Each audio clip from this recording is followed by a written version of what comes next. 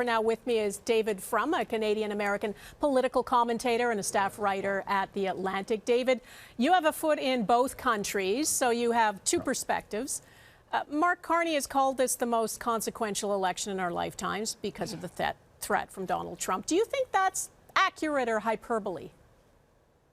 I'd put it as the most consequential since 1988, but maybe my lifetime has been longer than other people's. 1988 was the election where Canadians voted on the U.S.-Canada Free Trade Agreement, which bound Canada more closely to the United States. The Americans, and that was a decision that went in favor of close relations and redounded well to Canada's benefit. It's made Canada richer and more dynamic. The Americans have now torn up that agreement, broken faith on the U.S.-Canada agreement, the NAFTA agreement that followed it, the U.S.-Canada and Mexico agreement that followed that. And so Canadians trying to hold on to this vision of North American free trade are now challenged by a United States that has turned its back on its own idea. So do you think that, as Mark Carney says, the U.S. is no longer a reliable partner to Canada? It's no longer a reliable partner to anyone. It's not just a Canadian problem. But the decision that Canadians have to make, and the danger of some of the decisions that are being faced this night, is that because the Americans have lost faith in the idea of free trade, free markets, private enterprise, that doesn't make it right, and that doesn't encourage Canadians to do the same. And Canada has to find a way to hold on to things that are true, that private enterprise works, that markets work, that trade works, and not make it an issue so much about the U.S.-Canada bilateral relationship, but make it about the inherent power of these ideas. Canada will need to trade in freedom with whoever will trade in freedom with Canada.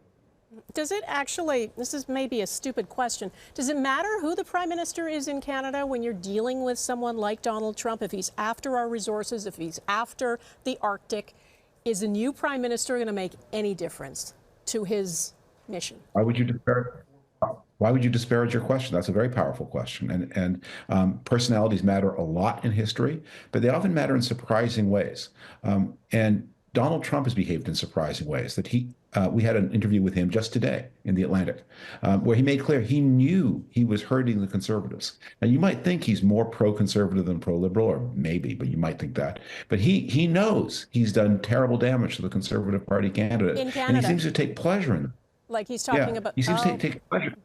He said today, the Canadians dislike me so much, and they cost the Conservatives 25 points. And he took pleasure in that. And it's kind of hard to figure out why would that make him happy, but it seems to make him happy. Is that a sort of implied endorsement of Mark Carney? I think it's, look, he likes pain, he likes trouble, he likes mischief.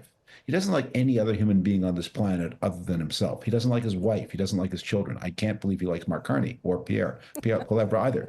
But he seems to like the chaos he's capable of breeding and the damage he's capable of doing to a fellow democracy that is a neighbor and was a close friend.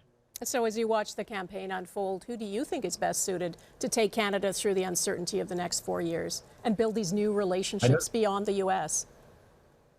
I don't think it's a question of personalities. I think it's a question of policies. That Canada needs to not let the United States push it into doing things that are harmful. Don't pile up barriers to trade for yourself just because your neighbor is doing that stupid thing.